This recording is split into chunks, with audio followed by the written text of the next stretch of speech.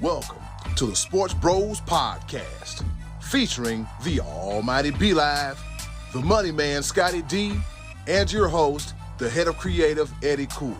The Sports Bros Podcast, by the fan, for the fan, talking sports just the way you like it. And without any further ado, let's give it up for the Sports Bros.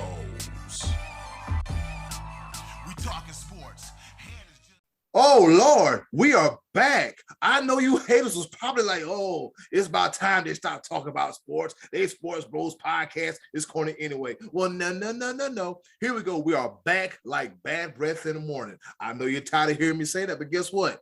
Every time we come back, I'm going to say it. We are back. The almighty B-Live, the money man Scottie D, and yours truly, the head of creative Eddie Cool. We are the Sports Bros Podcast. Hope you enjoyed your holidays. Hope you enjoyed a break and a hiatus. Everybody's looking good, feeling fine. B-Live, let's not be too disappointed about the Baker Mayfield news. We'll opine on that shortly, but enough of my incoherent rambling. Y'all know I can't do this by myself. I tried, and it ain't as fun. I'm here to introduce two of the best co-hosts in the world. Introducing first, the almighty B-Live. What's happening? What's going on in the world today?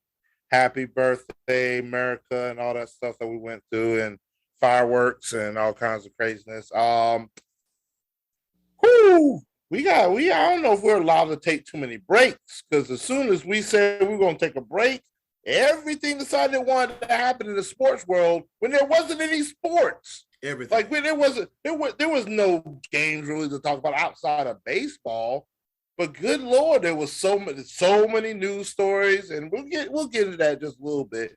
But we're going to break down what we thought was most important about the world of sports the past couple of weeks, and that does not include anything that the money man Scottie D has to say about his sports teams whatsoever. He was a little bit torn. He's even torn right now. I know he went to a couple Yankee games that were in Pittsburgh. I would say a couple Pirate games, but he went to a couple Yankee games in Pittsburgh because, you know, he don't know which team you want to be a part of. But then enough of me. Go ahead and introduce the other guy. Let him talk and sing and do what he does. I mean, he's part of the show, I guess. Oh boy, here we go. See, hey, we go away, but we don't lose our mojo, we don't lose our fierceness or our fire. Speaking of the other guy, here he is, the pride of Washington, Pennsylvania. He is the one, the only, the money man, Scottie D. Singing Sweet Home Alabama all summer long. Woo! Summer, boys, I hope you had a great 4th of July. I had a great 4th of July. I went over and hung out with my family. We cooked hot doggers. We cooked hamburgers, and I put some of that delicious Acrisure ketchup and Acrisure mustard on as my condiments. Good local condiments here. My Acrisure ketchup goes great on a hot dog. Acrisure Stadium. I was down at Acrisure Stadium last week, boys. At the PNC Park at Acrisure Stadium. Man, what a great stadium, Acrisure. Are you kidding me? Are you kidding me with that? I'm not even a Steeler fan, and I feel bad about that. Acrisure for the next 15 years. That's where they're going to be. Acrisure Stadium, the home of the Pittsburgh Steelers. Not Heinz. Acrisure. Yeah, in case you a little late to the party, yesterday news broke that Heinz Field is no more. It will be known as Acrisure Stadium. And B-Live did some research about what Acrisure was, and you said it's an insurance company, B-Live? They're an insurance broker. They're insurance brokers. Okay. And over the course of the past 8 years, they've made a lot of money. $3.8 billion. And now they're throwing their money, put their name on this stadium, another stadium in California, another arena in California. And God, if I understand that we enjoy capitalism and to each their own, make your money, and but I just do we really need to stick these names on? Like I'm still not past Smoothie King for LA. I still ain't got past that one. Like some names make sense. Little Caesars in Detroit, yeah. I get that. Yeah, and Heinz in Pittsburgh was perfect. I mean, that's like a thing that Pittsburghers are proud of is their Heinz ketchup. You always hear, like, we've all three worked at restaurants in Myrtle Beach, and you've waited on somebody before from the Pittsburgh area said, if that ketchup's not Heinz ketchup, I don't want it. I only like to eat Heinz ketchup. Heinz, it's like a source of pride here in Western Pennsylvania. And they just didn't come up with the money. Let's start over. So start over real quick because see, you about to strike a nerve. Because I love my people back home and everything, but y'all Pittsburgh folks have like taken over freaking my beautiful southern city of North Myrtle Beach. If there ain't a Pittsburgh, like y'all invaded. Like, the Yinzers, baby, the Yinzers. God almighty. Like, I didn't even understand it was that serious until it was that serious. Shout out to Oscars, by the way. Woo! And wings. Some of the best wings in town. Go to Oscars. I wish I knew their address. I will give them a free plug right about now. I'll give you Oscars. I'll give you Oscars. Great day.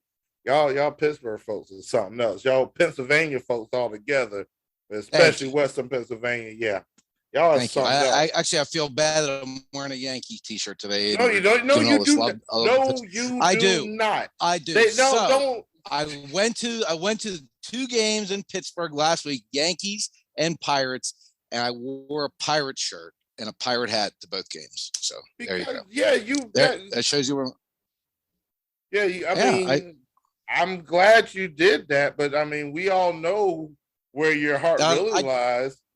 I mean, the Pirates. I'd like the Yankees too, but I'm a Pirate first. I'm a Pirate at heart, but I am excited about the Yankees season, despite blowing a couple games in Fenway on Saturday night. Anyway, that's neither here nor there. Speaking of favorite teams, there's been some big news with you guys' favorite teams here, if I'm not mistaken. Just Carolina Panthers. Eddie, let's kick off the top of the order. Let's get into it here. All right, head first. Let's dive into it. The top of the order. All right, let's get this thing started. Here it is, the top of the order. Finally, it's happened. There's been rumors forever. Is he going to Seattle? Is he going to Carolina? Carolina said, I don't know. Seattle said, we just might. Then at the 11th hour, Seattle said, And with that being said, LIV, we got a new quarterback. His name is Baker Mayfield. And it's time for Charlotte to ride into the danger zone. You know what? I'm kind of excited about this. I really am. I was so excited that I wrote an article about it on keyonsportsmedia.com, why Baker Mayfield to the Panthers might be a good idea after all. I'll give you guys a link, but LIV, from one Panther fan to another, how do you feel about Baker Mayfield as a Carolina Panther? Yay. Now, I'm going to be honest with you. I'm glad that all this mess is behind us. Man, perfect scenario, essentially. We're not paying him $18 million. That was my biggest contention, was the fact that I did not want to take on his salary because we already have an $18 million problem in Carolina by the name of Sam Darnold. Why would we want 2 of them? Now we're in a situation where you have a legit competition for the starting quarterback role. It is a competition. Baker Mayfield he's not going to be able just to walk in and walk out as QB1. It's going to be a competition. I am glad for that. I think it just ends up being best all the way around that we have that competition. I think it raises Sam Darnold's level a little bit. Sam Darnold has room to improve, but he is the incumbent right now. He knows the playbook more. Baker Mayfield does have a steep hill to climb, learning the playbook. We have a new offensive coordinator, Ben McAdoo. So Darnold's already been working with Ben McAdoo over the offseason. So it's going to take some time. But the thing I'm most happy about is that we're not rushing Matt Corral out there. he's still a viable option in the future. If neither one of these dudes work out, this is their proving ground. If you could easily, neither one of them are signed to a contract going into next season. So this is where they got to, prove it. Which one of y'all wants to stay here? Do y'all who wants the job? Because at the end of the day, somebody's going to be the starter for Carolina and somebody's going to be nah, hey, goodbye. But I just love the fact that somehow, some way, the Cleveland Browns are paying for 2 quarterbacks that may not play this year. Well, one of them definitely is not playing for them this year. The other one is still up in the air. We don't know. I think that's hilarious. Even though they stretched the contract. It's only $1 million that he paid this, blah, blah, blah, blah, blah. I won't say I'm excited because, honestly, I have low expectations for my team just because of the way things shaped up. I'm not going to get overly excited. If we do well, then it will exceed my expectations. But if we do poorly, I'm not setting myself up for failure. Like, oh, man, I thought no. I'm here for it. Let's say I'm a root for my Panthers through and through. I'm going to be cheering them on, keep pounding all day, every single day. I'm just being realistic. I wasn't excited before. I'm more excited now that we didn't give up anything, that we didn't send off 4 draft picks and all this money for Deshaun Watson, and also didn't pick up Baker Mayfield's entire salary. The Browns are paying him $10.5 million, and Baker Mayfield also took a $3 million pay cut. He wanted out of there. He could have held the Browns hostage. He could have held them hostage for the whole $18 million. Mm-hmm. But he said, you know what? Carolina wants to do business. I want to do business. He took a pay cut, and Cleveland's picking up a majority of the bill. I'm cool with it. Excited? Nah, but I'm cool with it.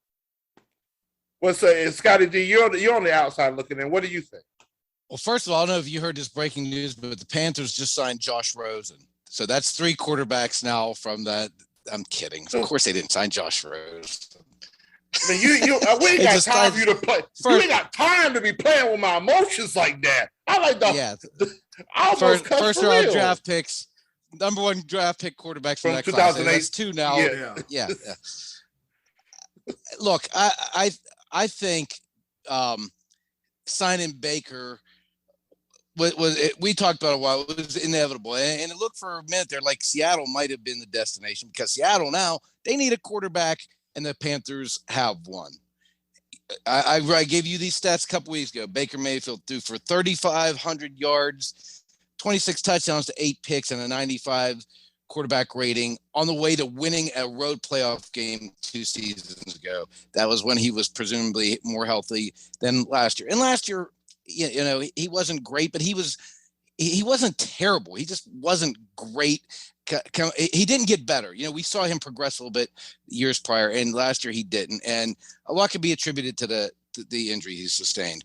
But you got to believe the fact that he waived some of this money to come to Carolina, that's got to carry some weight in the locker room. We heard a month or 2 ago, Robbie Anderson was like, what he tweeted out, like, hell no, or something like that. He didn't want Baker. No. Yeah. So yeah. No, in all caps on Twitter. You know, it's got to carry a little bit of weight. The fact that he waived a little bit of money to be on your team to win that job. Now it's presumably going to be a prove it to me deal. And if he plays well this year, then he'll look for a bigger contract next year. But I think that has to carry some weight. And B-Live, you brought up a great point of Cleveland paying this guy. They're actually going to be paying this guy to beat them in week 1. They're playing the Browns in week 1. And that's the second season in a row that this has happened, where last year, Sam Darnold, right? Didn't he start week 1 against the Jets a year ago? So this is history repeating itself here for this. Maybe Lamar Jackson's your opening day starter next year against the Ravens. Who knows? We don't know how this quarterback progression is going to go. But let me ask the 2 of you guys just 3 quick questions here. You know, I know we're debating whether we're excited or just okay with it. I'm going to give you 3 names. You tell me, would you rather have Baker or Carson Wentz? Baker. Who would you rather? Baker. Lord, mercy. Okay, well, there's a couple. There's a team out there that is probably jealous of you then, because they got Carson Wentz. How about Baker or Matt Ryan? Baker. Baker. Okay, so there's two. And, and Matt Ryan's off to a new team. Not a new team, but Baker or Kirk Cousins. Toss up there, huh? I think I would go with Cousins. I'm going with Cousins on that. That's interesting. Yeah. Now keep in mind, he also has been he's had continuity first with the Redskins and then with the Vikings. So he's had a little bit of continuity to kind of settle into a role. Kirk Cousins is one of those. So what do you think, Eddie? You rather have Baker or Kirk Cousins? It's funny that you bring up the Kirk Cousins situation because when NFL free agency first happened, he was one of the names on the short list to go to Carolina, and I was all aboard it. You like that train? I was all aboard. Yeah. Because I looked at his, first of all, who the hell is Kirk Cousins' agent? Let's talk about that. That's the real thing. Yeah, I want to talk about who the hell is his agent? You know what I'm saying? Because he always finds a way to get money somehow, somewhere. Very true. Some way, somebody's picking up stones, pouring out water buckets. They find money for him. If I remember the stat, I think Kirk Cousins passed for 4,000 yards, threw for 33 touchdowns to 7 interceptions. I'll take that. Those are very good numbers. And he did that with Justin Jefferson and Adam Thielen and a B-league run game because Dalvin Cook couldn't stay healthy to save his life. True. But I'm not gonna lie. If I had a choice between Baker and Kirk Cousins, give me Captain Kirk all day. I'll run around the city all day going, you like that. I sure will. Here's a bonus one. Baker or Dak? Wow. Baker or Dak? I'm going Dak. You ain't got. Yeah, come on now, bro. Just because you and Trey Dizzle out there don't like Dak, I'll take Dak in a heartbeat. Come on. Okay. I'll take that. He at least got 2 400-yard game seasons in him. I mean, okay. Yeah. I'll take Dakota Prescott. I will. I'll take a coin flip on that one. Oh my goodness! Wow. You Cowboy fans are off the chain. Yeah. Y'all ain't won nothing in ever, and y'all still so critical of. He's like he's the upside to your team. Oh my goodness! Like now he has nobody to talk me into Baker. Now he has nobody to throw the ball to. Who does Dak Prescott have to throw the ball to? CD, Dalton Schultz. Exactly. All right, cool. I know we got some other. Here's the thing: we can talk about this all day, but I really there's a couple. I really want to get to. This NBA thing. But it's, Eddie, I want you to talk on. Say your piece about Baker. I don't know if you have or haven't, but man, I will. All right, okay, I got you. I'm gonna go ahead and close it out, and then we're gonna move right along. Yes, I agree. It is a definite upgrade because, as I stated in my article, I would rather have a guy that wakes up in the morning and feels dangerous as opposed to a guy that sees ghost. What the hell? I don't need my quarterback scared seeing ghosts all over again, especially when we got to play Tampa twice a year with that relentless defense. I ain't really worried about the Falcons, and I damn sure ain't really the Saints. I'm worried about them a little bit. But all depends. Give or take. But it's a definite upgrade. At first, I wasn't with it, but I'm like, you know what? It could be worse. We could be stuck with Marcus Mariota. For the price tag, you got it. Okay, you got to take it. Yeah. Yes. For the price tag, you got to take it. Yeah, and he's got a chip on his shoulder. He's out to prove something now. He's out to prove that last organization made a mistake by picking somebody over me. You got to believe you're going to be getting the best version possible of this guy now, right? Yeah. I mean, you think so. And let me make sure it's perfectly clear. Robbie Anderson does not speak for us. No. Until he can catch a ball, he does not speak for us whatsoever. Robbie Anderson, how dare you? Catch the damn ball, Robbie. You told him no. See, here's the thing about what people forget or don't remember, which is forgetting. Robbie Anderson and Sam Darnold were teammates in New York. How's that working out for you in Carolina? Not as much. So, like I said, I would rather have a guy that wakes up, has moxie, is going to feel dangerous versus a guy that's going to be, oh my God, game 4, it's a ghost. No. You're too old for that, man, Sam. I don't need you seeing ghosts. But moving right along, NBA free agency, fellas, a lot has happened since our last episode here at the Sports Bros podcast. As B-Live mentioned, this is what we get for taking a break. A lot of people got some money. A lot of people stayed when they know good and damn well they should have left. And with that being said, fellas, which move in the offseason intrigues you the most? Scottie D. I think it's on the back burner. It's not happened yet, and that's what's going to happen with Kevin Durant. I think that's, and you'd like to say that's going to be the one that makes all the dominoes fall, because we've seen this kind of thing happen before. Like people waiting on, like when when teams were trying to figure out where Tom Brady was going to go when he left New England, and then other teams decide after that. But Minnesota gave a bunch of picks up to get Rudy Gobert. And that to me is a puzzler. Like four number ones. Is that what I mean?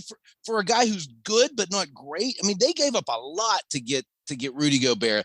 To me, that was a little bit of a head scratcher. And that's what I mean by the dominoes not falling in place, because you would think the Durant thing would set the precedent. But with Rudy Gobert getting 4 picks back, what kind of haul are the Nets going to be asking for KD? I mean, it's going to be incredible to think that's why you can scratch some teams out of it. Like the Lakers, they ain't getting in because they don't have any trade assets. They've already traded all their picks away, and they don't have enough talent to trade in, or young players, because they already did that for AD. You know, Miami would have to give up a lot to get him, and that seems to be one of his favorite destinations. But if they do, then they're trading away half of what's making them good in the first place. Yeah, it's a catch-22 here, and I don't know what to me, the Kyrie stuff is secondary to this. I don't really care about what happens to Kyrie Irving, but Kevin Durant is a franchise changer. Well, seemingly, I mean, if he's plugged into the right situation, you got to believe, because it didn't work out in Brooklyn. But you got to believe it, and any team's chomping at the bit to get this guy. Yeah. Go ahead, B-Live. I'm going to, the one that intrigues me the most, I'm going to mention my opinion about Kevin Durant. The one that intrigues me the most, and I love it, I absolutely love it. Damian Lillard. Staying home. Staying on 2 years. $122 million extension, $61 million a year. Dame dollar bill, y'all, for real. Man, you know what? I applaud him for this. You know why? He's taking care of, not only is he staying loyal to a franchise, he's doing him, and he's getting paid a boatload of money to do it. Get the bag, bro. Kevin Durant. Before you move on to your next point, I just want to throw this out. The loyalty thing sounds good for right now, B, but can't you picture in your mind this time next summer him saying, I want traded? If Portland has a bad year, he's going to say, they aren't committing to me like I committed to them. I want out. He's got his contract, and he's going to say, I want out. I'm a little skeptical about that type of situation happening, because I've seen that kind of thing happen before. But I understand what you're saying, because I agree. I'm glad to see him stay put, because I don't like all the musical chairs that happen. I'm glad. I just hope that we're not talking about this time next summer. The headlines reading, Lillard's demanding trade. He wants out. I'm afraid of happening next year. Here's the one thing I want to happen. I am all for players being like they're businessmen. They're businessmen. At the end of the day, they run a business. They're the business of me. The contracts, the extensions, et cetera, money that they make. It is an entire business. Why shouldn't players be able to operate a business just like owners do, et cetera, et cetera? I am all for that. What I'm not a fan of, and with Kevin Durant, not only you put yourself, but you put the organization in an impossible situation with the help of Rudy Gobert and the Minnesota Timberwolves. you can't. He's almost you can't even trade him at this point because Kevin Durant, if he does get traded, which I don't believe is going to happen, I don't think it's going to happen at all. If he does get traded, the Nets are going to gut the organization that he's going to go to. They're going to gut him. They're going to have to. And so now Kevin Durant is in a lose situation.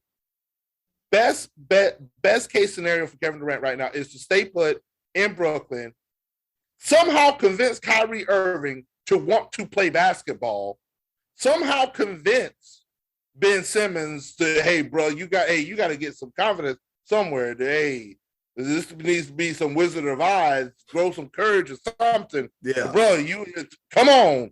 I need you. We need to do this one time for the one time, because here's the thing. Kevin Durant is still on contract for 4 more years, and he's not no spring chicken. I want to say he's 34 years old with 4 years remaining on his contract.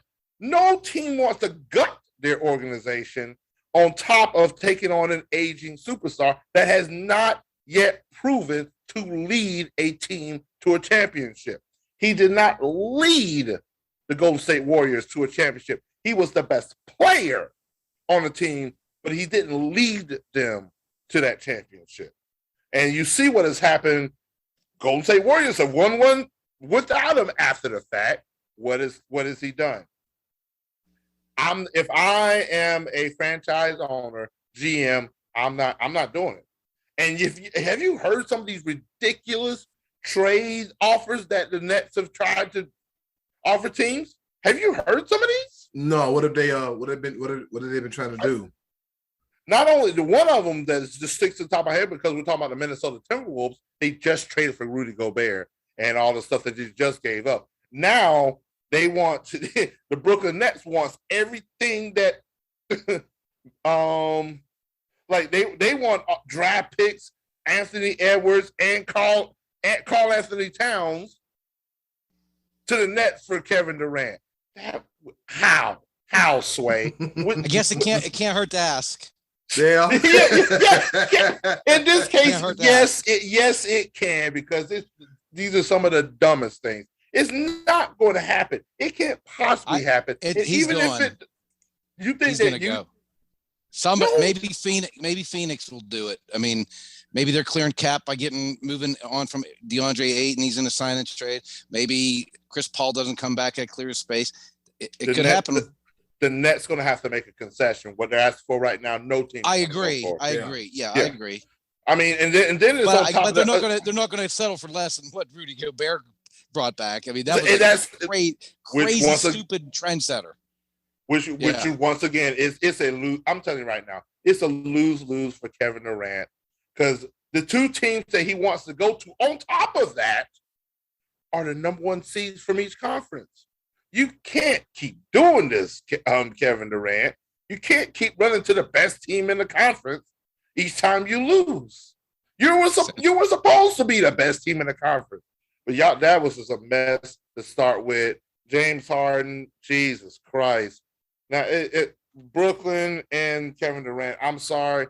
Kevin Durant, you're just going to have to accept the fact at this point in time in your career, take your 2 championships, take your talent. You will be a first ballot Hall of Famer, but I just don't see him adding on to his legacy. It's just not going to happen. You set Go yourself back to OKC. That's about the only thing he can do. Is if he could just bring them to being a playoff team, that might be the only way he adds to his legacy. It doesn't matter at this point if he adds a championship, because he's going. If he gets traded to where he wants to go, those are playoff-ready teams to start with. I think he gets traded to the Yankees. they're about the only team that can afford him. I think he goes to the Yankees. Yeah. At this point in time, honor your contracts. That's all I got to say. Honor your contracts. Yeah, honor that contract. Honor that contract, KD. Because like you said, Rudy Gobert, they came through and effed up the game for everybody. Just sullied up the game for everybody. Because it's going. Didn't he do that back in 2020? Rudy Gobert effed up the game for everybody. We couldn't even watch basketball COVID. anymore. Yeah. coughing on the microphone like a fool. Damn you, Rudy Gobert. Everything you touch turns into a frozen turd. This is ridiculous. Fellas, we got Rory McIlroy versus the LIV Golf.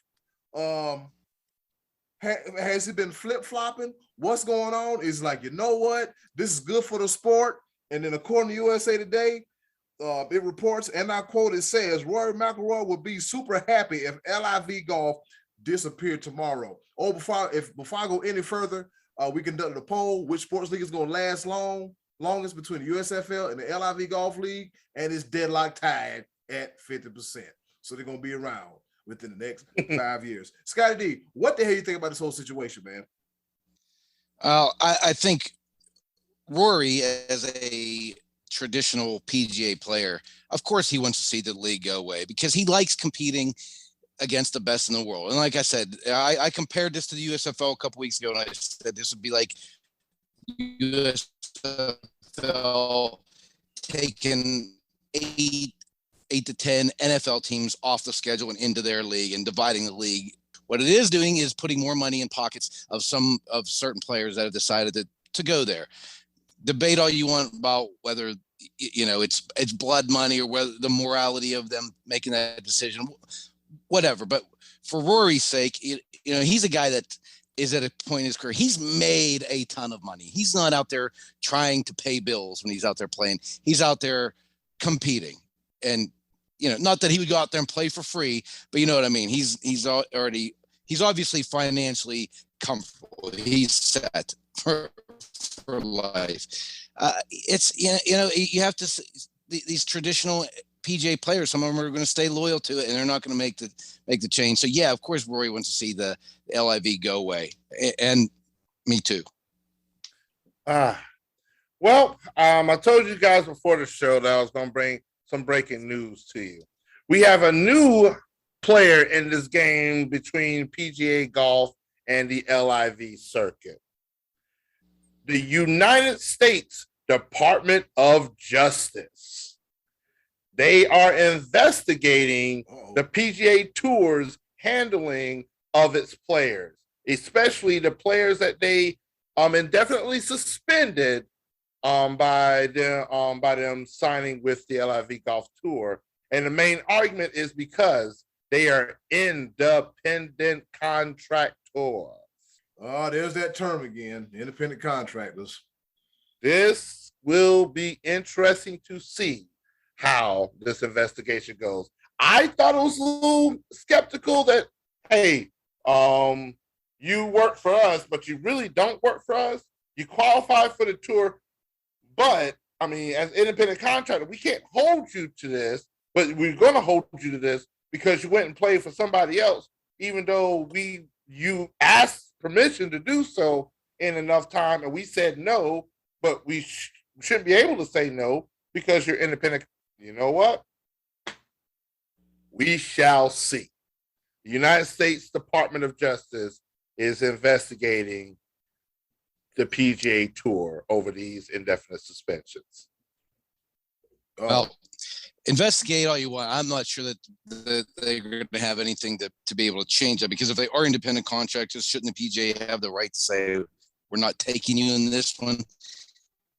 No, we don't want you this time. No, you're working for someone trying to put us out of business. So told that Greg Norman didn't get invited to the Champions Breakfast over in Scotland next week or this weekend coming up. Good for them for taking a stand against him. Sorry, you're not coming over here to our Open Championship and distracting with your presence our 150th anniversary. So stay home, Shock. Fellas, and guess what time it is? What time is it? What's happening? What's going on? Man, it is time once again for our favorite portion of the show. You know it is back, the choices of the voices. With that being said, hey, yo, Button, hit it. Choices of the voices. We coming right back at you.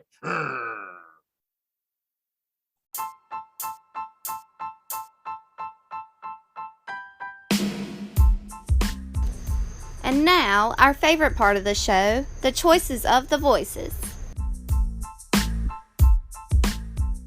Once again, thank you to the wonderful and ever so lovely Miss Button for introducing our favorite portion of the show, the choices of the voices. Miss Button, you're in our thoughts and prayers. Hope all goes well with you.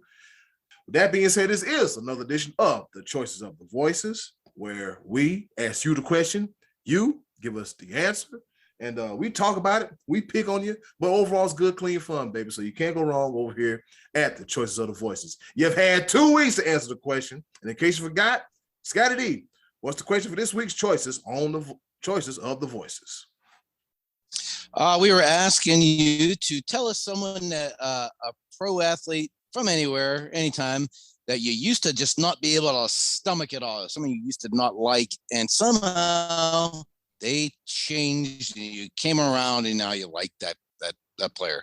Some of you didn't get the memo, but we did have a couple good answers. Yeah, that we did. We did have a couple good answers. Like I said, we gave you 2 weeks, but in the words of the Almighty Be Live, but I digress. But we're here now, all right? We're here now, so here we go. All right, Tom Wynn, he said, I hated Tiger Woods when he was the unbeatable god in the sport of golf, all right? He said he pulled for David Duval and others, but slowly started to feel for him through his injuries and bad choices to the point now he's the underdog role. I love this guy. So Tom Wynn had a change of heart for Tiger Woods. I'm going to agree with them because I was never a follower of the pack type of guy. Like when Tiger Woods hit the scene, everybody gravitated towards him. I like to be standoffish from time to time. Surprisingly enough, if I walk into the building, I want everybody to notice that I'm there, but I'm not going to be a follower of whatever you got going on just so I could be included in something. So yeah, when Tiger Woods first hit the scene, I wasn't one of those ones that were immediately like, oh man, that's my guy. I'm gonna be perfectly honest with you. So one of the golfer that I really wanted to be successful, that I just in my mindset just thought they looked sort of similar. I was a big Vijay Singh fan growing up. I was a really big Vijay Singh fan. He wasn't your prototypical golfer. You know what I'm trying to say. I'm trying to be as PC as possible. But Vijay Singh, which is I'm being honest. I'm being 100% honest. Hey, I'll go ahead and say it. He didn't look like the rest of them. That's what I was saying. And so when Tiger hit the scene and he was just very, very successful, I was like, man, you know what? I want to see my man VJ do it like this, get him a couple wins underneath his belt. Tiger was really dominant. And at the end of the day, you got to respect his talent and what he's done for the sport of golf. And Tiger is that dude. So I agree with Tom Wynn on this. I absolutely do. Yep. Yeah, that was one of those cases with too, where everybody wants to see the person on top fall. And then when they do, you want them back. There was a period where there was a lot of people that didn't like Mike Tyson, and now he's like this lovable figure. You know, it happens that way. When you get knocked off the top, then people have a tendency to kind of have a little bit of nostalgia for how good you were. So, and Tiger has been through it between his, not that it wasn't all his fault, but there was, he had some personal issues that brought him down, along with his body breaking down on him. But that's actually a really good call, because Tiger was not really all that likable younger in his career, and now you see as he's gotten older, he's more interacting with other players and fans and smiling more, and he's become a little bit more engaging and probably more relatable since he's become human instead of just the ultimate golf machine. So good call. Yep. Yeah, Tiger Woods. I mean, yeah, through some of the stuff he did was his fault, but like you said, he's more human and more likable now. Because some competitors, they just tunnel vision, zone, robot, golf, win, anything less is uncivilized. All right, terrible. Pete Talancey, you don't have fun with this one, Be Live.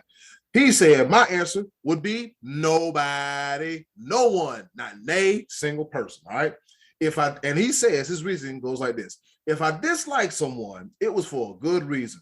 Well, it was a good reason for me, and that's all that matters. So there is no good reason to start cheering for them later on. Be Live, you want this? I'm gonna defer because I feel like here's the one thing I feel like. I feel like Scottie D has over the course of 163 episodes. I know it hasn't gone through all 100, but he goes through a lot of thought process of producing these choices, these questions to keep our listeners, our viewers entertained and want them to be inclusive. We want to be inclusive. I feel like when you give an answer like this, it's sort of like say, you know what? This question does not make any sense to me. So Scottie D, I'm gonna defer to you first when it comes to terrible Pete Talansky. Dumb. Dumb answer. So everybody you've ever disliked, you still dislike, and everybody you've always liked, you haven't changed your mind. Get out of here. You're not the only person in the world who's never changed his mind. Do better. Come up. Give me a little thought. Come on. Wasting my time with this one. Do better. All right. And that is why. And I'm just going to say this. So you just going to stay hating all your life. You're just going to sipping on that haterade. You ain't even going to congratulate somebody for doing well because you hate them. You dislike them. I hate is a strong word. Because you dislike them for what they did for something 15 years ago. You're going to still dislike that person. Woo! And let me add this. Let me add this on top of that, BLive. This guy, Pete, big Yankee fan. Loved the Yankees his whole life. You mean to tell me nobody ever played for the Yankees that was previously a Red Sox that you used to boo like crazy and then join your team and you cheered for him? Get out of here. Johnny Damon. Johnny, there you go. I'm sure he'll say, no, I never liked him either. Whatever, Pete. Whatever, Pete. Next. What's a barber say? Next. Ladies and gentlemen, that is the Money Man, Scottie D, a.k.a. the Pride of Washington, Pennsylvania, a.k.a. next caller, please. All right, moving right along. We got Reese Jenkins, and he said Tom, Edward, Patrick, Carmichael, Fitzgerald, Brady. He said Tom Brady. All right. So I guess he likes Tom Brady now. All right. We got some last minute entries. Tony Bogan. Yes, Tony Bogan from Keon Sports. Baseball guy. Good dude. He says, my athletes that I have are Kobe Bryant and Jimmy Johnson. R.I.P. to Kobe Bryant. I hated him due to the absolute dominance of the Lakers during their three-peat era. They ran the Western Conference, and that day they were unstoppable. He had a ton of grit playing through injuries to try to get the Lakers to the playoffs with not a ton of talent around him and won a couple more titles. Tony also has a second athlete. He says NASCAR driver Jimmy Johnson, 7-time NASCAR Cup champion. Hated his dominance through the late 2000s when he won 5 straight, but over time came to respect his legacy. He just got it done when it mattered the most. So there's Tony Bogan, one for Kobe Bryant and one for Jimmy Johnson. And that Jimmy Johnson thing kind of goes along with the Tiger Woods thing we were talking about with a guy who's on top and then falls off a little bit. And Kobe's a good answer too. I was actually thinking that Kobe would be somebody that you would hear a lot of people say, because when he died, how many people were so upset about it. But yeah, when he was early in his career, he was kind of looked at as a villain, a guy who had the whole Colorado sexual assault thing and the breakup with Shaq. You know, it was, Kobe was very beloved. Yeah, he was arrogant. He was arrogant. And so, but at the end of the day, because of how his life did end tragically, you cannot at this moment of time continue to hate on Kobe being Bryant. You really can't. I can't. Like you've got to be one sick human being to not let his past transgressions go, because I think he's done an incredible amount for the sport and his relationship with his wife and his kids. I mean, just come on, y'all doing too much if y'all still hating on him, bro. I'm saying this to you, terrible Pete Talansky. Let it go. Stop hating all your life. And then Jimmy Johnson, I could see that with a lot of NASCAR enthusiasts. A lot of people also, I can tell you a lot of people that really don't, they didn't like Jeff Gordon. A lot of people did not like Jeff Gordon. Jeff Gordon was that Hollywood, California style racer that came into the good old boy NASCAR and took the world by storm. Jimmy Johnson just was dominant. He was dominant. He won and won and won some more, and that does tend to grow on people. So a couple of great answers. I definitely appreciate that very much. So. Yeah, that's what happened. As soon as the Jeff Gordon era stopped, Jimmy Johnson said, I got it from here. Give me this. I don't even know who the hell is the hottest racer in NASCAR now. But when Jimmy Johnson was racing, I was a little bit he said, who cares? I was like, is Jimmy going to win again? Is Jimmy going to win again? And damn it, Jimmy just kept winning and kept winning and kept winning. All right. Hunter Simboli, he said, honestly, Mike Trout. He said, he said the only name I heard in Major League Baseball when he came up, and to be honest, I was sick and tired of hearing it and thought he was overrated. I'll be the first to admit that I was wrong for that front, and I enjoy watching him. Though I do wish that Major League Baseball could shout out more than just Mike Trout and Shohei Ohtani. There are 750 plus other players currently in the majors, and some deserve the spotlight too, especially his Cleveland Guardians. There's two guys, Jose Ramirez, and the other name escapes me. They're doing pretty good right now for the Cleveland Guardians. So, I understand it. And his bonus answer, you got to know, he said, Bryce Harper and Rafael Devers. I like both of them now. Same reason as Trout, but they weren't nearly as overhyped, in my opinion. See, I felt like Bryce Harper was more hyped than Trout. I remember seeing Bryce Harper on the cover of Sports Illustrated when he was in high school. And I don't remember. I heard of him before I heard of Mike Trout, but B-Live does not like Bryce Harper, evidently. He can't stand the man. No, absolutely not. There's nothing about Bryce Harper that I will ever like. He again is one of those arrogant type players, like his excrement doesn't stink. Like, bruh. I like him. I like Bryce. I don't like his excrement. I like Bryce. Yeah. It's all about my Braves. So Bryce Harper can kindly kiss where my excrement comes out of. All right, cool. And congratulations to you guys, you two Braves fans. The final piece of the repeat puzzle just landed in Atlanta. Robinson Cano. Congratulations. Chomp on. Yeah, whatever. Ain't he still suspended? I don't know. I ain't even read into it. I just know that one of the greatest hitters in the history of baseball. Right now, as we speak, the Braves are going against the New York Mets, only 1.5 games back. 6 weeks ago, we were 11 games back from the Mets, and now we're only a game and a half back. And this could easily flip who is the leader of the NL East. Braves, walk off, chop on. I want that to be an official hashtag because I love when my Braves walk it off, even though I want them just to win outright and don't win it in the bottom of the ninth, but walk off. Sorry I brought it up.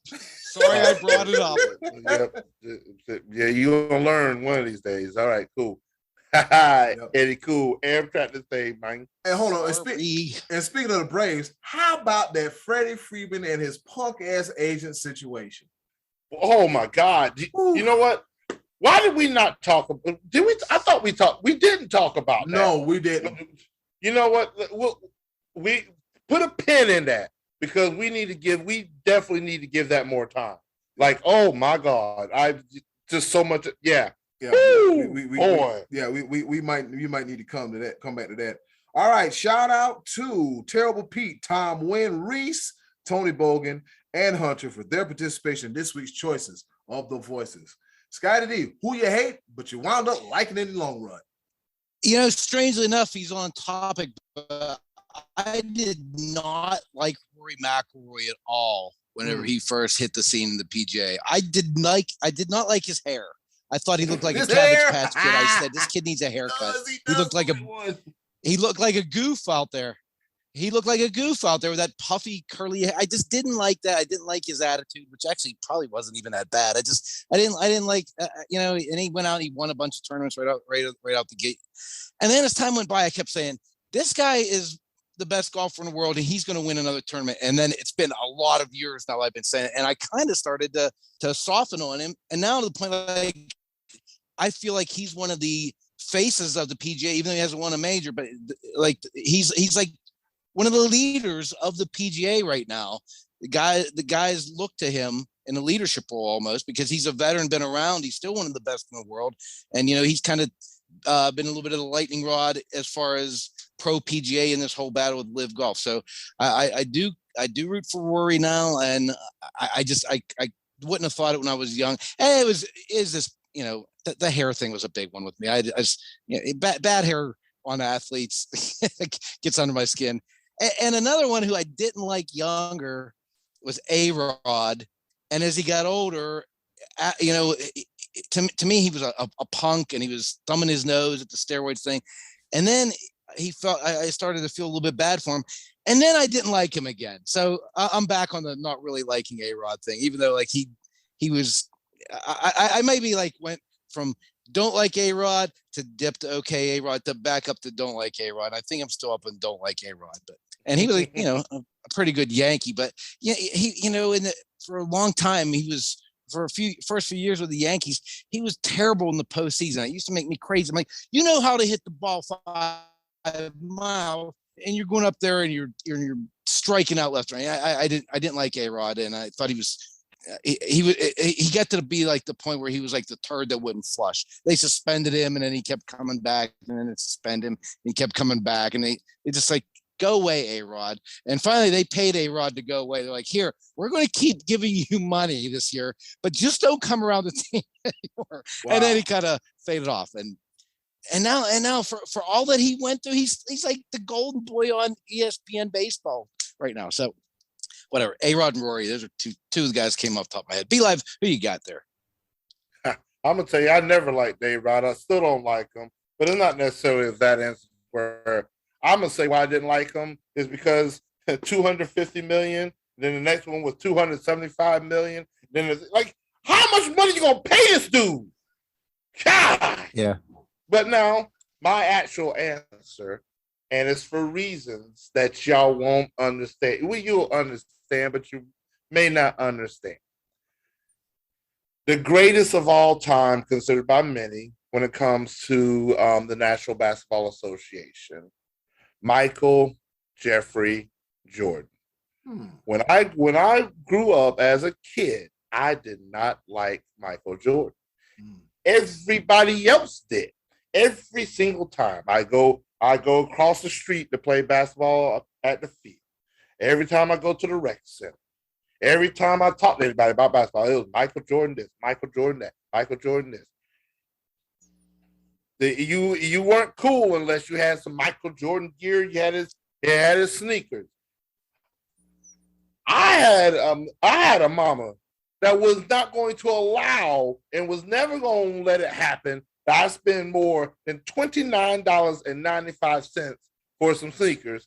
Thank you very much, Martin's Golf and Tennis. Got to be. That's where I got my shoes. On clearance. Legendary. On clearance. Legendary. That's where I got. So if I ever had some Jordans, they were 6 years out. They were old. I got picked on for that. I got picked on for that too. But on top of that, growing up as a kid, Scottie D, I'm going to go ahead and apologize because I know you're going to hate this. I just love being a three-point shooter. I really did. Every year. You were deadly with it. I was deadly. I'm trying to tell you, bro. So when I was growing up, one of my favorite players growing up was Joe Dumars. Okay. And I grew up liking the Detroit Pistons because they were the ones that really when I was growing up. This is, you're talking about 89, 90, when they beat Jordan back-to-back years for it, and then they ended up winning the championship. That was one of those things where everybody was rooting for Michael Jordan. I was one of those only ones that was rooting for Detroit, and I was like, ha ha, all y'all suck. Nanny, boo. They got to understand. I was 8 years old at the time, so my insults weren't all the way up there at the time. But then, boo, my Detroit won, Pistons won. Everybody was cheering for Chicago. I said what I said. Give me my time. I'm giving you. I'm not liking it though, because you're taunting about the Pistons from 40 years ago. Go ahead. 40 years ago. Okay, 30 years ago. Don't age me. Don't age me as much as you are. Oh boy. But it was all about the Detroit Bad Boys. Detroit basketball. Now, one person I didn't like, I never liked Bill Laimbeer. He was just a whole nother. I never liked him. But I did like Joe Dumars. I did like Isaiah Thomas. But over the course of time, especially now, you gotta respect what MJ was to the game. Like, just the dude was pretty much unstoppable. Once they got Scottie Pippen, and really because he was a dominant scorer all throughout the 80s. But then when the 90s hit, it was a wrap. It's over with. And just six championships later, everything that he's done as far as just basketball wise, and now he's the owner of the Charlotte Hornets, which he ain't done much with. But I'm gonna need you to get it together. Michael Jordan has warmed up to me. I still think Kareem is the GOAT of all basketball, but when it comes to professional basketball, MJ is the GOAT. LeBron, you ain't there. I said what I said. He's good. Cool. He's good. Yeah, he's good. I hate those debates. Who's the greatest? Who's the greatest? Are we defining eras? The greatest of all time? Yeah. Every 10 years, you have greats. That's my whole measure. Every 10 years, you got greats. You got greats of the 50s, 60s, 70s, 80s, 90s, and so on and so forth. I mentioned his name earlier, and during March Madness, I made an iconic clip that's circulating around on TikTok right now.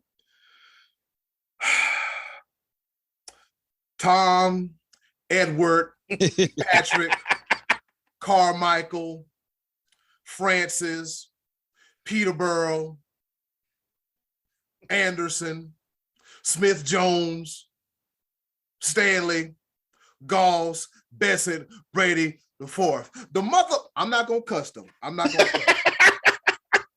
gonna cuss. I still feel the loss all these years later, and B-Live can vouch for me, of time. Super Bowl 38. 2003. The only thing that came out of that Super Bowl was, I'm gonna have you naked by the end of this song. Is that what I think it is? If you know, you know. We had them on the ropes, but then Tom Brady started doing Tom Brady stuff, and Adam freaking Vinatieri just did what he did. John Casey, I love you, but and then I moved to New Hampshire, which a lot of people that don't know, I moved to New Hampshire back in the New England area back in 2005, and I really had a chance to, I had no other choice, to watch a lot of New England Patriot games, and just to see what he's done from that Super Bowl to the time he got hurt, to the time he got Randy Moss, to the time I moved back down south, even till now, just to see Brady's impact on the game is like, well, damn. We had no idea that skinny, gawky-looking kid from Michigan was going to be that damn good. And if you think about it, his greatest weapons were like what? Randy Moss. That stretch of years, Randy Moss, and then Gronk, and then role players like, James White, Deion Branch, Terry Glenn, R.I.P. Terry Glenn, Troy Brown. Tom Brady made the most happen with a little bit. And you got to be a special kind of dude to do that. And I don't want to say I like him, but I got a level of respect for Tom, Edward, Patrick, Carmichael, Stanley, Goss, Smith, Anderson, Stanley, Jackson, Jones, Brady the third. So yeah, I said it. Tom Brady. Okay. Before we continue, I'm gonna go ahead and apologize to Terrible Pete Delancey because throughout this segment, I just realized how much hate I actually still have in my heart. Because as much as Eddie Cool may have softened up the Tom Brady, hell no. That 2000, I can't. It has been 19 years. 18 years. I when you were telling the story, I felt my heart break all over again. Tom Brady can. Oh, my bad. No, but I at least had an answer. Terrible Pete. You. Stop hating all your life. You get to hate some, but not just. And no one. No. You ain't forgiving no one. You got to have forgiveness in your heart. And he a Giants fan too. Yeah. If you hate anybody, it should be John Casey for kicking the ball out of bounds, but that's another topic. But anyway, go ahead and ask a question for next week. Okay. I'm doing that. Scottie D, what's on tap for next week? Because I'm getting mad. All right. So yeah, I mentioned I was down there in Pittsburgh last week for the Yankees and Pirates, and when Aaron Judge comes to the plate, there is a different kind of buzz in the ballpark. It is just it's different than anybody else steps into the batter's box. And in the seventh inning, in the first game, he stepped into the batter's box against the Pirates. The Yankees are down 5-1 to my Buccos, and Judge comes to the plate with runners on first and second, and he grounds into a double play. That was the biggest moment of the game. But there was such a buzz because everybody's anticipating Judge hitting a home run. Conversely, the next night he came up in the seventh inning with bases loaded, and he hit one over the bridge. He just blasted one to the moon for a grand slam. So you got me thinking, the home run is considered the biggest thing in baseball. What home run hitter, past or present, did you really enjoy watching? Who's the home run hitter that makes you say, man, I want to watch this guy bat. This is the guy I most enjoy watching go in yard. And Aaron Judge today is obviously one of the, he's got 30 at the break, coming up a week short of the break here. Mm-hmm. He's one of those guys. What home run hitter, and if he's your answer, fine, tell us about it. Past or present, home run hitter that you most enjoyed watching in Major League Baseball. We're going into the Major League Baseball All-Star break next week. So this will be on topic for that. And that will give us Home Run Derby next week. That'll give us something to talk about. Yep. And we're even going to have Hunter Simboli to talk some baseball as well, too. So, that's it. Your favorite home run hitter of all time. When they come up to the plate, you're going to be like, oh, shoot, you can you might want to wait a while before you go to the bathroom. I hope you ain't got to pee real bad because you're gonna be witnessing greatness. We don't see greatness every day. Check us out next week on the choices of the voices. Coming up next, Around the Pepper. And do me a favor, baby, please don't sneeze. Well, you heard the woman. It's time for us to go home and get what I call the hell up out of here. But before we go, it's time for Around the Pepper. You know how we do it. 3 topics, rapid fire style, kind of, sort of, not really. Here to engage, enlighten, and most importantly, entertain, all right? So here we go. On this day in history, back in 1949, the 16th MLB All-Star Game, the American League wins 11-7 at Ebbets Field in Brooklyn, New York. So the American League gets one over on the senior circuit as it beat the National League 11-7. Hey, we got an all-star game this week, so we're gonna stay tuned. We're gonna watch that too. Over to you, Scottie D. I went and saw, like I said, a home run derby last yard. So the Tuesday night game, the Buccos came away with a 5-2 victory, and it was a beautiful night in Pittsburgh. All was well. It's the first time the Pirate fans had packed a stadium since 2018. It was a full house. A lot of Yankee fans there. It was a beautiful night. It was the first time I'd ever seen a man 6'7" hit a ground ball that was fielded by another man who was 6'7" when Aaron Judge grounded out in the first inning to O'Neal Cruz. I had never seen that before. But alas, the true Pirates showed up on Thursday night, going home 16-0 losers as the Yankees escaped town with a split versus the valiant, mighty Buccos. Some things just are what they are. Yeah. A high dollar team against a low dollar team. A high dollar team I hope to see in the World Series. Be Live, take it away. Yep. You're the only one on this program that wants to see the Yankees in the World Series. Say what I said. Let's go, All Yankees. Right.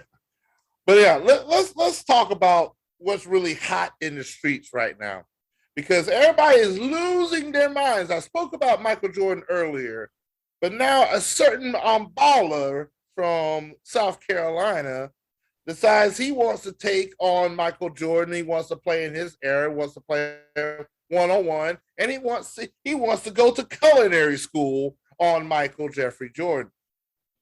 And there's been memes, pictures, quotes, all kinds of things all across the world about this. What he said is that if he played Michael one-on-one, he would cook him.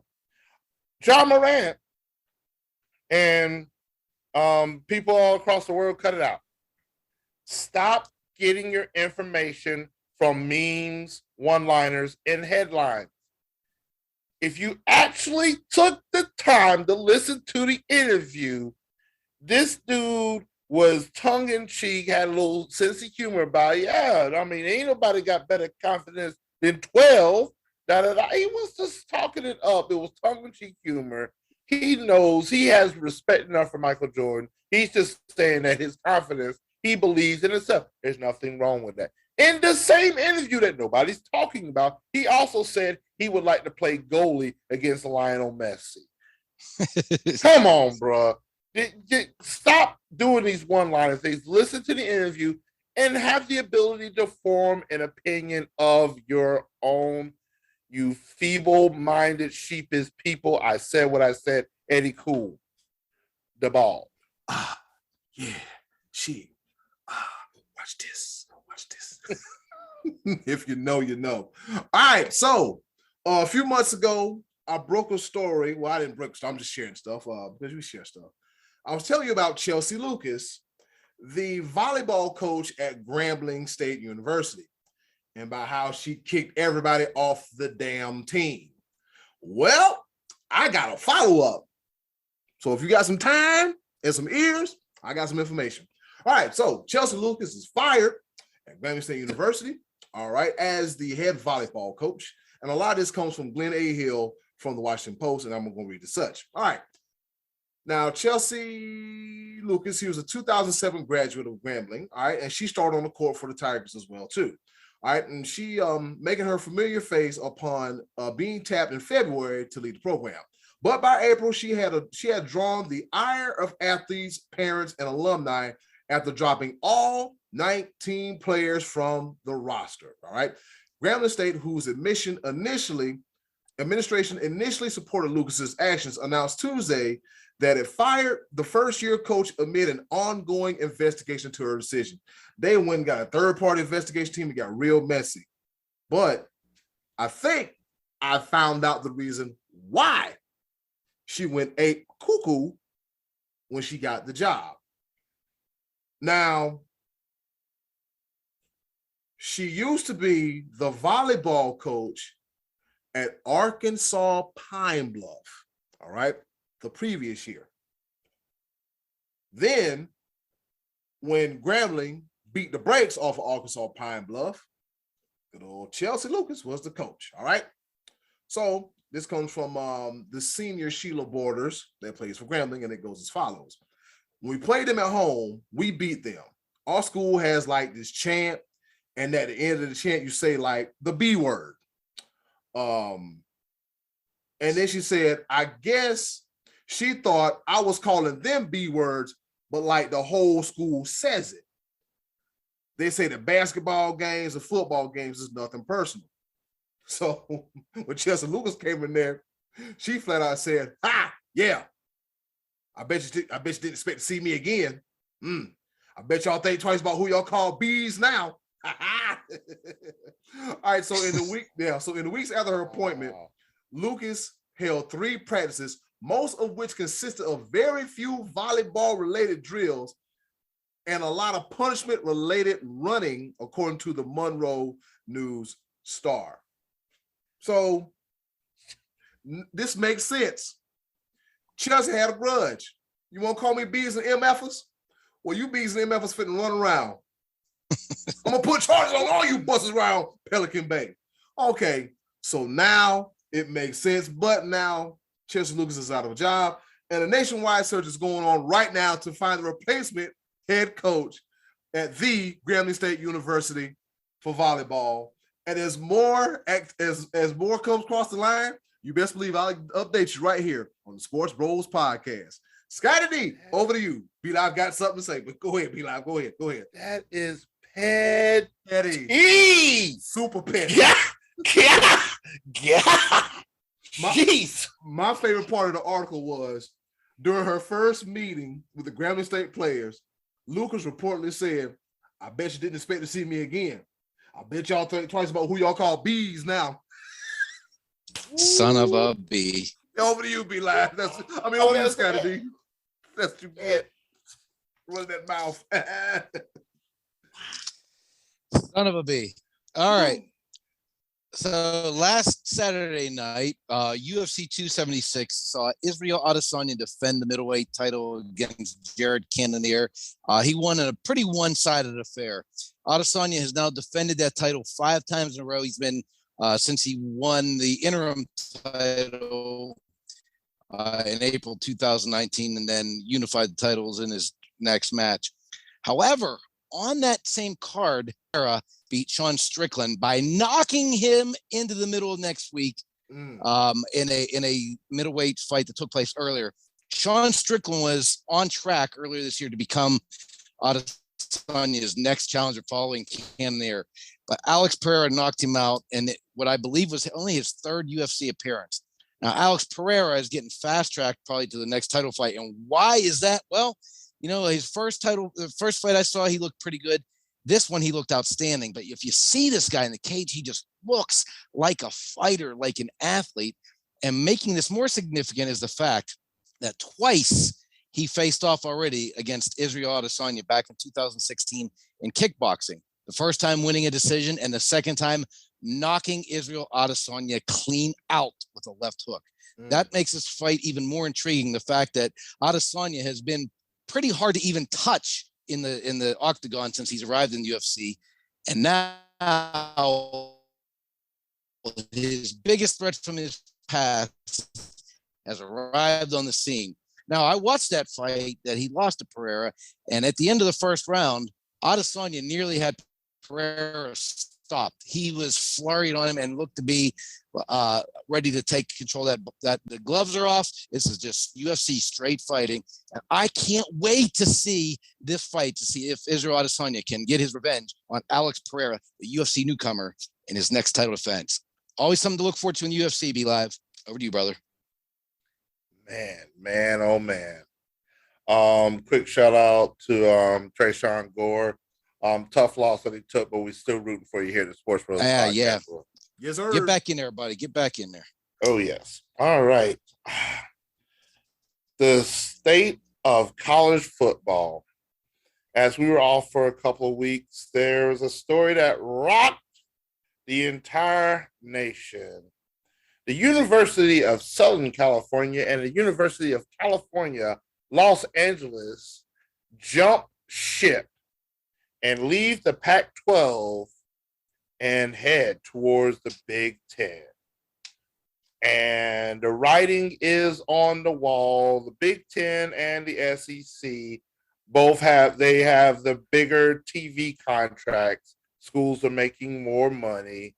And so now it's a bidding war over, quote unquote, 2 super conferences. And what's being lost in the fray are the Big 12, which will have 14 teams this coming year. The Pac-12, which will have 10 teams the following year. The ACC will still have 14 teams, but there's rumors of teams ready to jump ship from there. But ACC, their contract makes it very, very expensive for the ACC teams to leave. But I just don't like the state of college football right now. I just don't see how 2 super conferences are going to make it sustainable. But then again, I don't know. Like, you keep adding more teams, there's going to be less money to split. But then again, I guess they're negotiating more. I don't know. I don't know to be honest with you, I don't know what's going on in college football. All I know is that the past 8 years, and even more, I just researched the past 8 years, that the University of South Carolina has generated more revenue than the Clemson Tigers. But Clemson Tigers have beaten them 8 years straight, 7 games in a row. So money isn't everything. All roads lead to Dabo. All in, I bleed orange. Yes, sir. Eddie Cool. Double. You will get that. bit. Actually had nothing to do with the rest of your story. You just wanted to take a dig at the Gamecocks. That had nothing to do with it. That's okay. Scottie, that's okay. Because there was money involved. Yeah, money involved. Money. Okay. The Gamecocks have made more in revenue the past 8 years. That We're turning into minor league football. That's what we're getting. We're getting minor league football. That's what it is. Yeah. Go ahead, Eddie Cool. Well, you know what? I hope Clemson get bit by the Rattler this year, and I hope DJ Uiagalelei got his mess together. Because, boy, from what I saw in Pittsburgh, you're talking about old news at this point in time. Nobody cares about that. Ain't talking about no old news.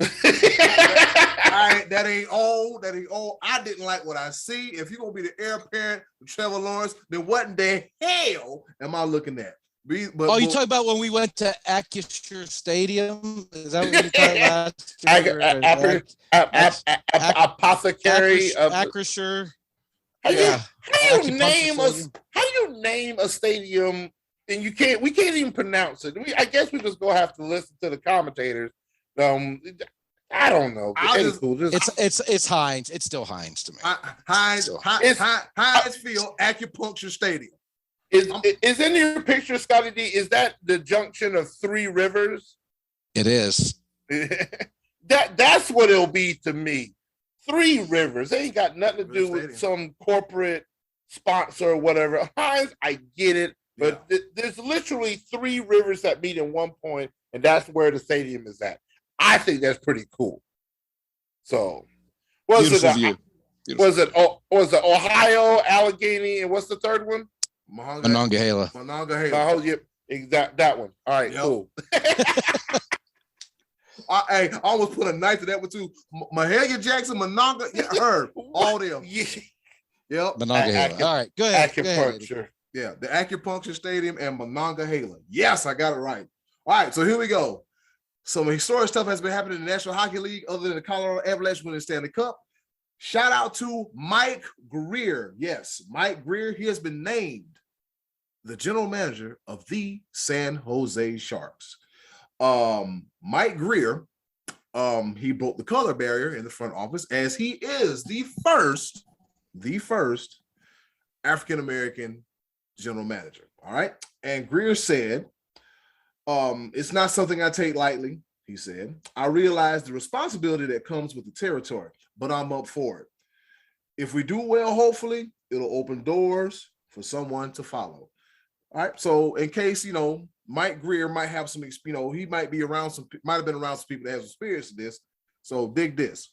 He follows the footsteps of his father, Bobby Grier, who in 1999 was a front office executive for the New England Patriots. And fellas, this name might sound familiar. Chris Grier. All right.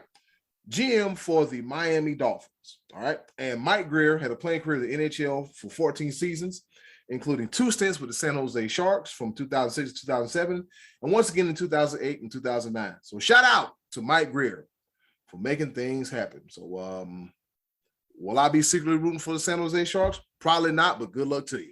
Over to you, Scottie D. All right. I'm going to be rooting for the Penguins next year. They get Chris Letang back, 6 more years for Tanger.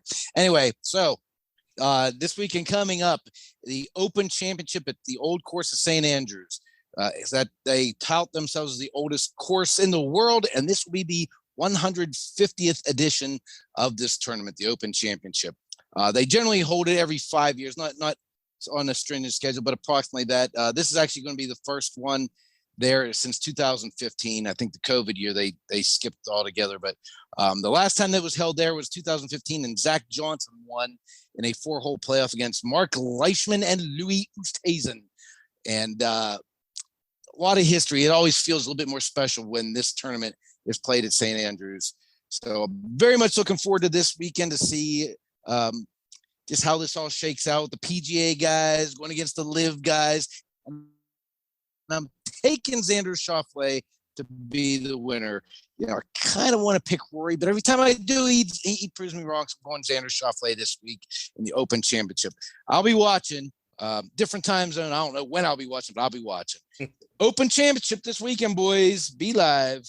Take us home. Oh, I'm gonna try this again. I'm gonna go with Justin Thomas. I'm gonna try this again. So need you to do better this time. That's who I'm rooting for. I'm still rooting for. All right. My third and final pepper point is a plea once again to the general public. This is a plea. I beg of you. Because there's a lot going on in the world. And there's certain things where I don't mind where professional athletes make a certain amount of money. I mean, basketball, baseball, football, hockey, soccer. I mean, I get it. But I'm calling for an all-around boycott because I don't want to see it. And neither should you. If you're an avid boxing fan or an avid UFC fan, we should not see this. And then on top of that, for the exorbitant price that is being set for. I don't even know what the price is going to be, but I'm pretty sure just to watch this thing is going to be upwards to $100. Why? For an exhibition. Why? I don't care.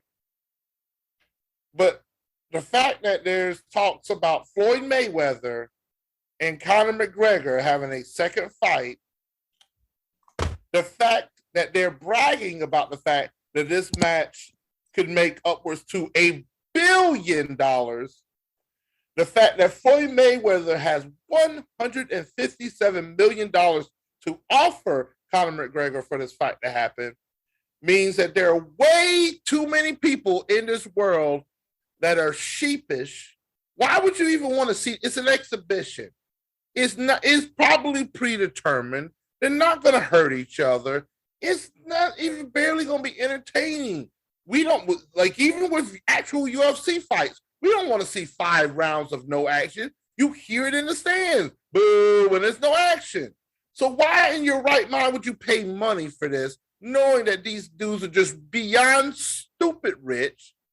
And gas is still over $4 in some places. You know, instead of taking $100 for a one-time, they did it in 2017. They're doing it one more time, or one event in 5 years. Take that $100, divide it by 10, make it $10, and send $10 to the Sports Bros podcast to build us up, because we are entertaining you every single week. Hallelujah. Yeah. Hallelujah. Let's do not pay these dudes any more money because they're bragging about the fact that they're taking money from us just to entertain us. It's not even competitive. Stop it. Boycott.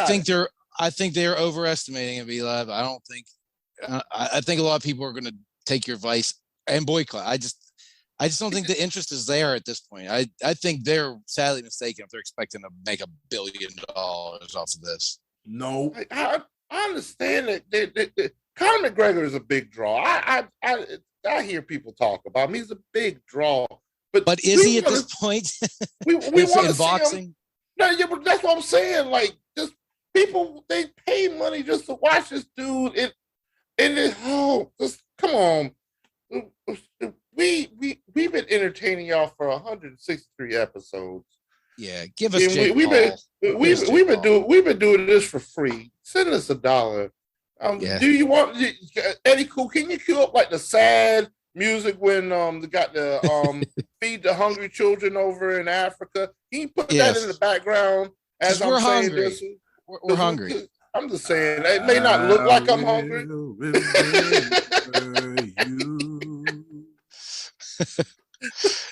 Will you remember me? But for 3 starving podcasters, for a mere $1 a day, you can adopt Be Live.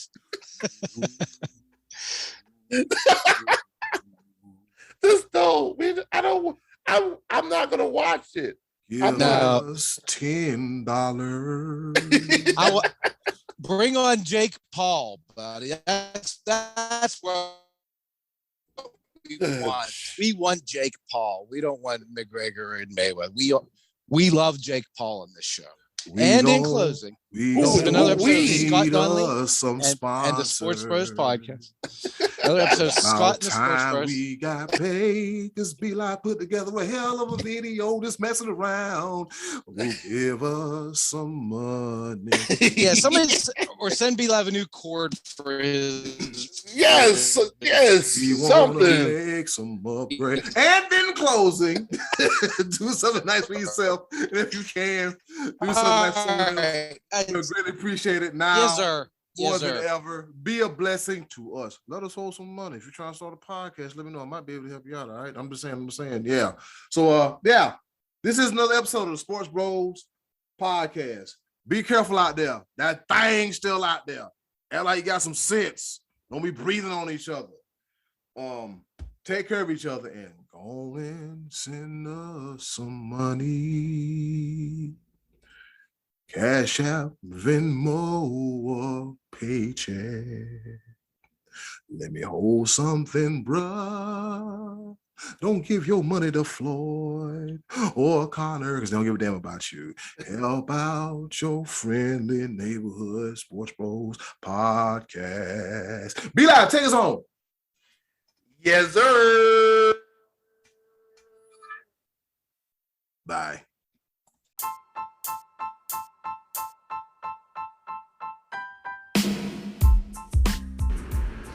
Okay, boys, let's bring it home with a round of pepper. Hey, it's Eddie Cool here from the Sports Bros Podcast. And do you want some more of the Sports Bros Podcast in your life? Wait a minute, don't answer that. The answer is yes. And I know you want some more of the Sports Bros Podcast in your life. Do us a small favor. Go to the description box, click our Linktree link, and you'll see all the links on how to follow the Sports Bros Podcast. Once again, thanks for listening.